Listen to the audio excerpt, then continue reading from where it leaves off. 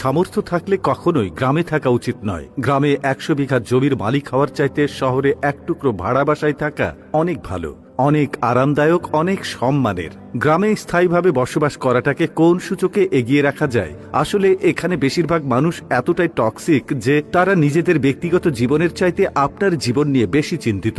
আপনার চুল বড় কেন, অনার্সে পড়া সত্ত্বেও মেয়ের বিয়ে দেয় না কেন, 25 বছর বয়সে আপনি বেকার কেন, আপনার কোনো ব্যাচমেট বা আপনার সমবয়সী কেউ যদি বিদেশে গিয়ে লাখ লাখ টাকা কামায় তাহলে আপনি এখনো পড়াশোনা করছেন কেন, এসব আজগুবি বিষয় নিয়ে তাদের অনেক টেনশন। গ্রামের সব থেকে বোকা মানুষটাও শহরের মানুষকে এক হাতে 3 বার বিক্রি করতে পারবে। সামান্য জমি জমা নিয়ে যে কূটনৈতিক খেলা চলে গ্রামের মুরব্বীদের মাথায়, তা আন্তর্জাতিক কূটনীতিকদের মাথায়ও খেলবে না। আপনি পুকুরে যত্ন সহকারে মাছ চাষ করবেন, একদিন ঘুম থেকে উঠে দেখবেন সব মাছ মরে ভেসে আছে। আপনি কিছু নতুন ফুল ফলের গাছ রোপণ করবেন, সকালে দেখবেন গাছের গোড়া থেকে ভেঙে রাখা হয়েছে। এমনকি আপনার বোনের কিংবা মেয়ের বিয়ে ঠিক করবেন, সহজ সরল কেউ একজন নিজে সিএনজি ভাড়া করে যে বরপক্ষের কাছে দুর্নাম করে বিয়ে ভেঙে দেবে। মাঝে মধ্যে তারা এমন কিছু বিষয় নিয়েও চিন্তিত হয় যেসব বিষয় নিয়ে আপনার ফ্যামিলি মাথায় ঘামায় না। গ্রামের টক্সিসিটির আরো একটি বিরাট পার্ট হচ্ছে ঝগড়া। আপনি এমন কোনো বাড়ি খুঁজে পাবেন না যেখানে জায়গা জমি নিয়ে বিবাদ বা বিরোধ নেই। প্রত্যক্ষ এবং পরোক্ষভাবে এই ফ্যামিলি সেই ফ্যামিলি